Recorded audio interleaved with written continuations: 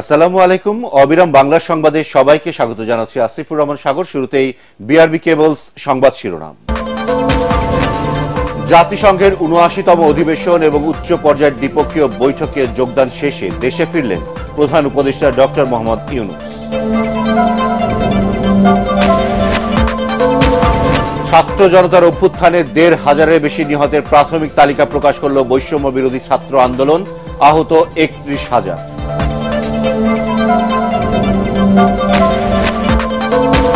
কর্মকাণ্ড প্রশ্নহীন রাখার চ্যালেঞ্জ অন্তর্বর্তী সরকারকেই নিতে হবে বললেন তারেক রহমান। শেখ হাসিনাকে ফিরিয়ে আনার দাবি মির্জা ফখরুলের। শুনছিলেন বিআরবি কেবলসের সংবাদ শিরোনাম, এবার বিস্তারিত। জাতিসংঘ সাধারণ পরিষদের ৭৯তম অধিবেশন এবং অন্যান্য উচ্চ পর্যায়ের দ্বিপক্ষীয় বৈঠক ও অনুষ্ঠানে যোগদান শেষে দেশে ফিরেছেন অন্তর্বর্তী সরকারের প্রধান উপদেষ্টা ডক্টর মোহাম্মদ ইউনূস। রাত ৩:৩০টায় ঢাকার হযরত শাহজালাল আন্তর্জাতিক বিমানবন্দরে অবতরণ করে প্রধান উপদেষ্টাকে বহনকারী বিমানটি। এর আগে প্রধান উপদেষ্টা ও তার সফর সঙ্গীদের বহনকারী কাতার এয়ারওয়েজের একটি বাণিজ্যিক ফ্লাইট শুক্রবার স্থানীয় সময় রাত ৯:৩০টায় ঢাকার উদ্দেশ্যে নিউ ইয়র্কের জন এফ কেনেডি আন্তর্জাতিক বিমানবন্দর ছাড়ে। ডক্টর মোহাম্মদ ইউনূস মার্কিন প্রেসিডেন্ট জো বাইডেন সহ ১২টি দেশের সরকার ও রাষ্ট্রপ্রধান এবং বিভিন্ন আন্তর্জাতিক সংস্থার প্রধানের সঙ্গে সাক্ষাৎ করেন এবং সাইডলাইনে ৪০টি উচ্চ পর্যায়ের বৈঠকে অংশ নেন। সফরকালে প্রধান উপদেষ্টার ব্যাপক কর্মতৎপরতা বাংলাদেশের সঙ্গে আন্তর্জাতিক বিশ্বের অর্থনৈতিক ও কূটনৈতিক সম্পর্ক এবং অংশীদারিত্ব এগিয়ে নেবে বলে আশা করা হচ্ছে। গত ২৩শে সেপ্টেম্বর জাতিসংঘ সাধারণ পরিষদের অধিবেশনে যোগ দিতে নিউ ইয়র্ক পৌঁছান প্রধান উপদেষ্টা।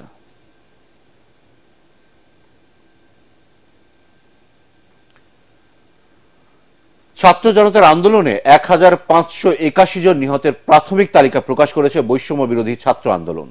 ঢাকা বিশ্ববিদ্যালয়ের টিএসসি মিলনায়তনে সংবাদ সম্মেলনে এই তালিকা প্রকাশ করা হয়। বৈষম্য বিরোধী ছাত্র আন্দোলনের পক্ষ থেকে গঠিত স্বাস্থ্য বিষয়ক কেন্দ্রীয় উপকমিটি এবং জাতীয় নাগরিক কমিটির যৌথ উদ্যোগে এই তালিকা করা হয়েছে বলে জানানো হয় সংবাদ সম্মেলনে। বিস্তারিত জানাচ্ছেন রাসনা দাস। শিক্ষার্থী ও চাকরি প্রত্যাশীদের কোটা সংস্কার আন্দোলন এক পর্যায়ে রূপ নেয় সরকার পতনের আন্দোলনে। ছাত্র জনতার বিক্ষোভে পরবর্তীতে তা গণ অভ্যুত্থানে রূপ নেয়। শেখ হাসিনা সরকারের দমন নিপীড়নে রক্তাক্ত হয় রাজপথ, খালি হয় অনেক মায়ের বুক। তবে ঐতিহাসিক এই আন্দোলনে নিহত এবং আহতদের সংখ্যা নিয়ে দেখা দেয় সংশয়।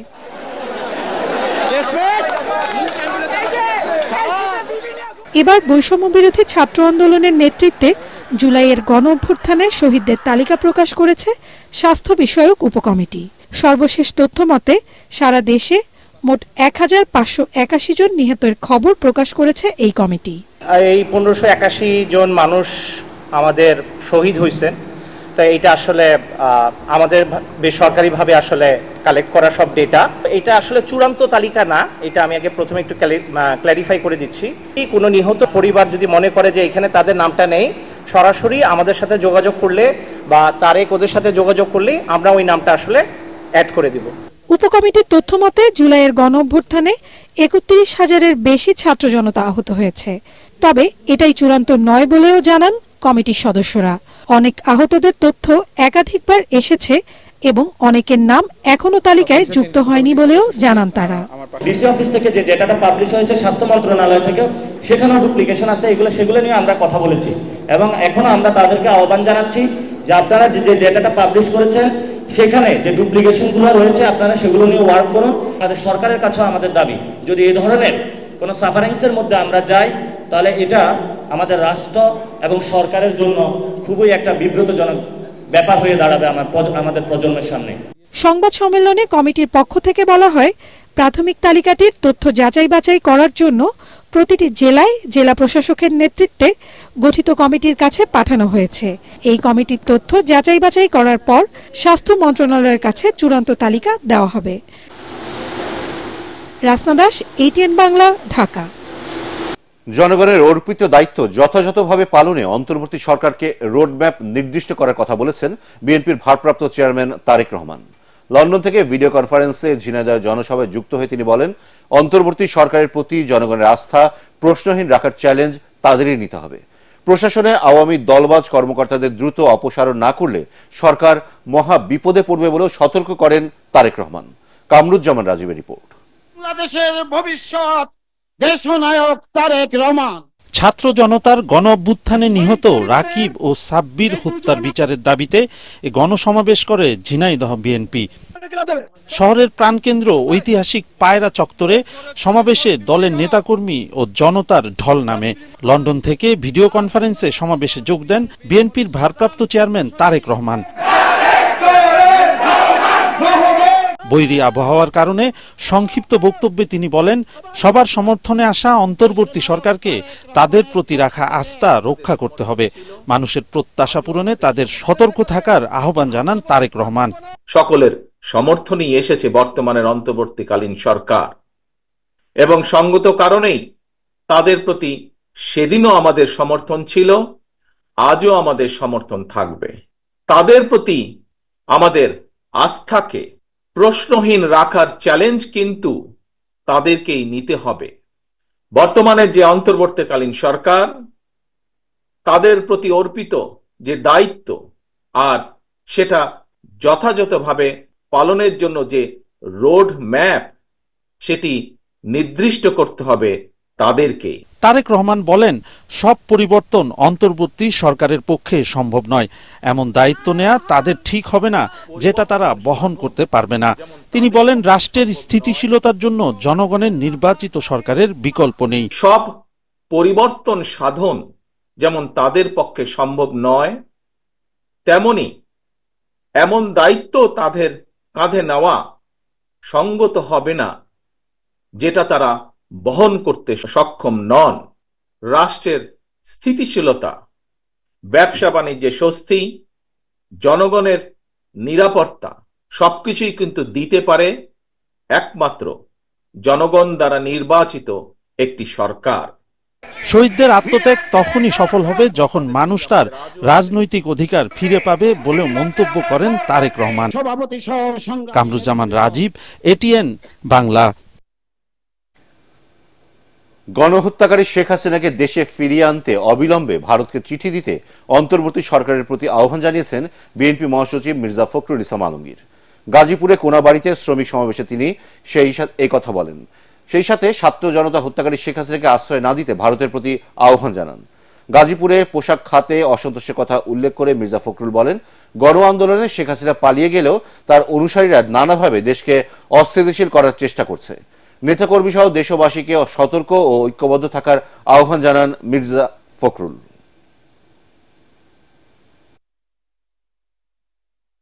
ভারতের কাছে অনুরোধ করেছি যে আপনারা এমন একজন খুনি যে জায়গা দেবেন না, গণহত্যা যে করেছে তাকে জায়গা দেবেন না, যে আমাদের বাংলাদেশে গণতন্ত্র ধ্বংস করেছে, মানুষকে খুন করেছে। বর্তমানে যে আমাদের অন্তর্বর্তীকালীন সরকার আছে তার কাছে আহ্বান জানাবো, আপনারা অবিলম্বে শেখ হাসিনাকে দেশে ফিরিয়ে এসে অভিযোগগুলোর ভিত্তিতে বিচারের দাবিতে ভারতের কাছে চিঠি দেন তাকে ফেরত দেওয়ার জন্য। আমরা আবারও ভারতের কাছে অনুরোধ জানাচ্ছি, দয়া করে এই গণহত্যাকারী, মানুষ খুনকারী খুনি হাসিনাকে দেশে ফেরত পাঠাবার সকল ব্যবস্থা করুন।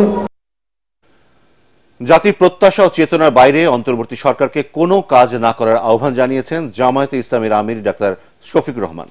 আবেগবশত দুই একটা কাজ বর্তমান সরকার করে ফেলেছে, তবে এটা করা উচিত নয় বলে জানান তিনি। এ সময় বক্তৃতায় সবাইকে নিয়ে ঐক্যবদ্ধ সমাজ গড়ে তোলার প্রত্যয় জানান জামায়াতের আমির। চুয়াডাঙ্গা ও পাবনায় পৃথক সমাবেশে এসব কথা বলেন জামায়াতের আমির। প্রতিনিধিদের তথ্যচিত্রে মিজান শাহজাহানের রিপোর্ট। চুয়াডাঙ্গার একটি হোটেলে দলের চুয়াডাঙ্গা ও মেহেরপুর জেলা নেতাকর্মীদের উদ্দেশ্যে বক্তব্য রাখেন জামায়াত ইসলামের আমির ডাক্তার শফিকুর রহমান। পরে সাংবাদিকদের মুখোমুখি হন তিনি। বলেন, অন্তর্বর্তীকালীন সরকারকে যৌক্তিক সময় দিতে চান তারা। এ দেশেরই মানুষ, আর আমরা দেশবাসী মিলে ঐক্যমতের ভিত্তিতে তাদের উপরেই দায়িত্ব দিয়েছি। সুতরাং তারা যদি ভালো কিছু করেন তাহলে দেশবাসী উপকৃত হবে, আমি উপকৃত হব, আপনি উপকৃত হবেন। কিন্তু তারা যদি কোনো ভুল করেন আমরা তাদেরকে ধরে দেব, সংশোধন করে দেব। কিছু বিষয় এরকম আমাদের দৃষ্টিতে এসেছে, আমরা তাদেরকে পরামর্শ দিয়েছি এবং আমরা তার ইতিবাচক ফল পেয়েছি। তো মানুষ হিসেবে তাদের জন্য আমাদের দোয়া করা উচিত, তারা যেন জাতির প্রত্যাশা এবং আবেগের বাইরে কোনো কাজ না করে, জাতির চেতনাকে তারা যেন ধারণ করেন, 24 বিপ্লবের চেতনাকে তারা যেন সম্মান করেন। আমরা তাদের কাছে সেইটুকুই আশা করি। তবে আবেগবশত মাঝে মধ্যে দুই একটা জিনিস হয়ে যাচ্ছে, এটা হওয়া উচিত। এদিকে পাবনায় এডওয়ার্ড কলেজ মাঠে রোকন সমাবেশে দলটির আমির বলেন, জামায়াত ইসলামের প্রতিটি সদস্য আগে পাল্টাবে, এরপর দেশের সংস্কার হবে। জামায়াত ইসলামের প্রত্যেকটি রূপন আগে নিজেকে পাল্টাবে, তারপরে এই দেশ এবং সমাজকে পাল্টাবে ইনশাআল্লাহ। আপনাদের দিকে চেয়ে আছে বাংলাদেশ। ডাক্তার শফিকুর রহমান বলেন, বৈষম্য এখনো দূর হয়নি, সাময়িক স্বস্তি এসেছে। আগামীতে সব বৈষম্য দূর করার প্রত্যয় ব্যক্ত করেন তিনি। মিজান শাহজাহান, এটিএন বাংলা। কুড়িগ্রামে আবারও ফুঁসে উঠছে তিস্তা, ব্রহ্মপুত্র, দুধকুমার, ধরলা সহ সব নদ নদীর পানি। ভারী বর্ষণ আর উজানের ঢলে সৃষ্টি হয়েছে বন্যা পরিস্থিতির। তিস্তা নদীর পানি বিপদসীমার 31 সেন্টিমিটার উপর দিয়ে বইছে। তলিয়ে গেছে নদী অববাহিকার নিম্নাঞ্চল। পানি ঢুকে পড়েছে চরাঞ্চলের গ্রামগুলোতে। তবে ব্রহ্মপুত্র, ধরলা ও দুধকুমার নদীর পানি বৃদ্ধি অব্যাহত থাকলেও এসব নদীর পানি বিপদসীমার সামান্য নিচ দিয়ে বইছে।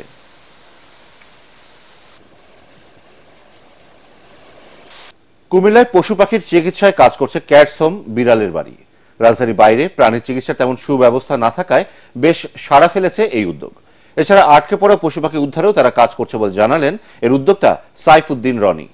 কুমিল্লার প্রতিনিধি খায়রুল আহসান মানিকের রিপোর্ট, জানাচ্ছেন ফারহিন ইসলাম টুম্পা।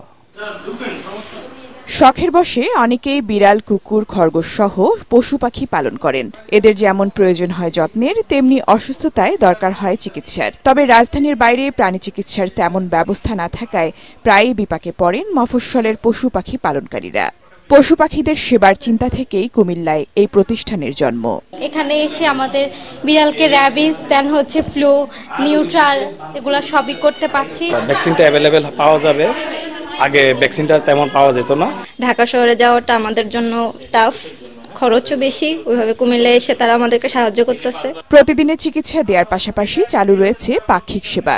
ভ্যাকসিন দেওয়া ছাড়াও করা হয় অস্ত্রোপচার। তাছাড়া ঢাকা থেকে নিয়মিত বিশেষজ্ঞ চিকিৎসক আসেন এখানে।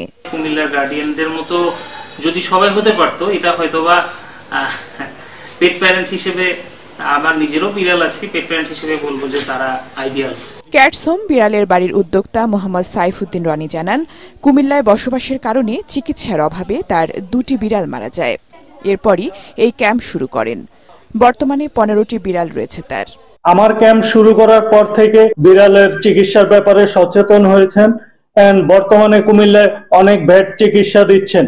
এমন প্রাণী চিকিৎসা কেন্দ্র সারা দেশে ছড়িয়ে দেওয়ার দাবি পশুপ্রেমীদের। Bureau report, ATN Bangla. এবার আন্তর্জাতিক সংবাদ।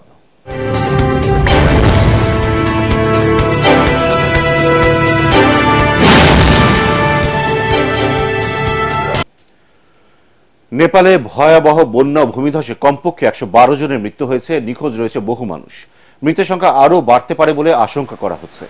নেপালের স্বরাষ্ট্র মন্ত্রণালয় জানায়, বন্যা এবং ভূমিধসের জেরে পার্বত্য এই দেশটির বেশিরভাগ সড়ক, মহাসড়ক চলাচলের অযোগ্য হয়ে গেছে। ধসে পড়া মাটিতে চাপা পড়েছে শত শত বাড়ি ও সেতু। বাস্তুচ্যুত হয়েছে কয়েক হাজার বাসিন্দা। এছাড়া বিভিন্ন জায়গায় আটকা পড়েছে কয়েক হাজার পর্যটক। উদ্ধারকর্মীরা জানান, 1970 সালের পর থেকে এটি ছিল নেপালে সর্বোচ্চ বৃষ্টির রেকর্ড। বন্যা ও ভূমিধসে সবচেয়ে বেশি ক্ষতিগ্রস্ত হয়েছে দেশের মধ্য পূর্বাঞ্চলীয় জেলাগুলো। সবচেয়ে বেশি 37 জন মারা গেছে কাঠমান্ডু উপত্যকায়। রাজধানী কাঠমান্ডুর সাথে সারা দেশের যোগাযোগ বিচ্ছিন্ন রয়েছে।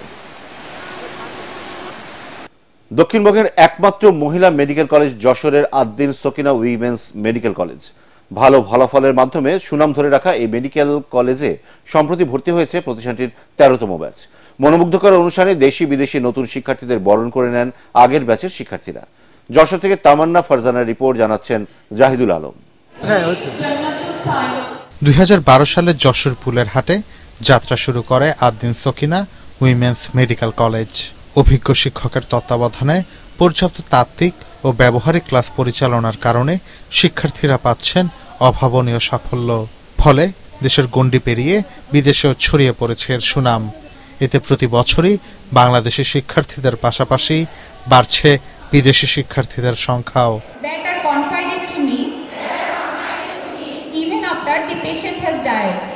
এবছরও মেডিকেল কলেজটিতে ভর্তি হয়েছেন 9 জন ভারতীয় সহ মোট 75 জন শিক্ষার্থী।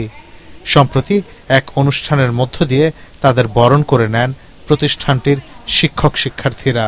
আমি ছোটবেলা থেকে ডাক্তার হতে চেয়েছিলাম এবং এই আদ্দিন মেডিকেলে ভর্তি হয়ে আমার প্রথম ডাক্তার হওয়ার প্রথম ধাপ পার করে এসেছি। আমি এখানকার সবকিছু দেখে আশাবাদী যে আমি ঠিক জায়গায় ভর্তি হতে পেরেছি। আমাদের এত সুন্দর একটা প্রোগ্রাম উপহার দেওয়ার জন্য কর্তৃপক্ষকে ধন্যবাদ। নতুন শিক্ষার্থীদের উদ্দেশ্যে দিক নির্দেশনামূলক বক্তব্য দেন আদ্দিন ফাউন্ডেশনের নির্বাহী পরিচালক ডাক্তার শেখ মহিউদ্দিন এবং আদ্দিন হাসপাতাল এবং নার্সিং ইনস্টিটিউটগুলোর মহাপরিচালক অধ্যাপক ডাক্তার নাহিদ ইয়াসমিন।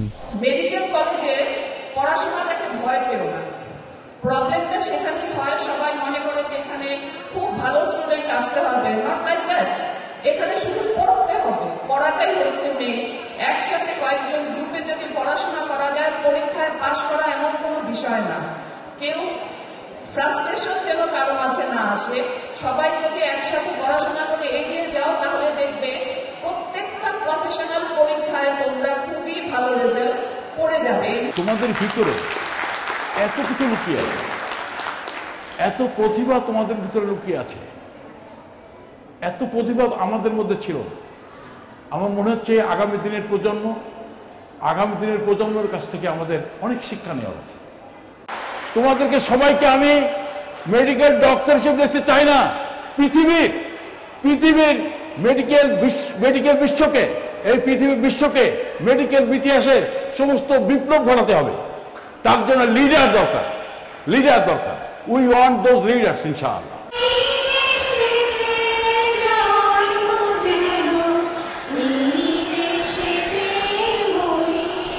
নবীন বরণ অনুষ্ঠানে আদ্দিন ফাউন্ডেশনের উপদেষ্টা অধ্যাপক ডাক্তার আফিকুর রহমান, আদ্দিন সকিনা উইমেন্স মেডিকেল কলেজের উপদেষ্টা অধ্যাপক ডাক্তার গোলাম মুক্তাদির, অধ্যক্ষ অধ্যাপক ডাক্তার গিয়াসউদ্দিন, উপাধ্যক্ষ ডাক্তার সঞ্জয় সাহা অন্যান্যের মধ্যে উপস্থিত ছিলেন। Bureau report, ATN Bangla. এবার পার্টেক্স খেলার খবর।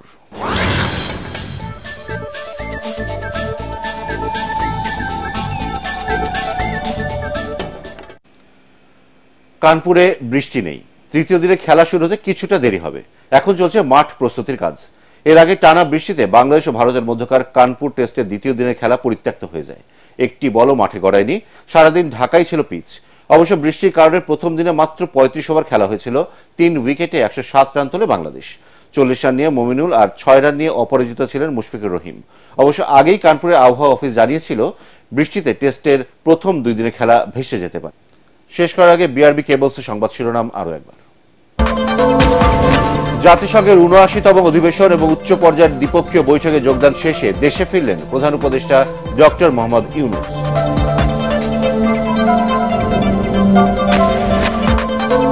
ছাত্র জনতার অভ্যুত্থানে ১৫০০-এর বেশি নিহতের প্রাথমিক তালিকা প্রকাশ করল বৈষম্য বিরোধী ছাত্র আন্দোলন। আহত ৩১,০০০।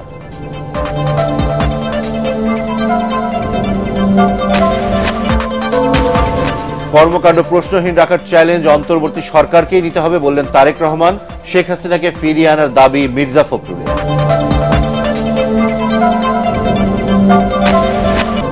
পরবর্তী সংবাদ দেখার আমন্ত্রণ জানিয়ে এখনকার মতো শেষ করছি। এটিএন বাংলা সংবাদ ইউটিউবে দেখতে ব্রাউজ করুন youtube/ATN বাংলা।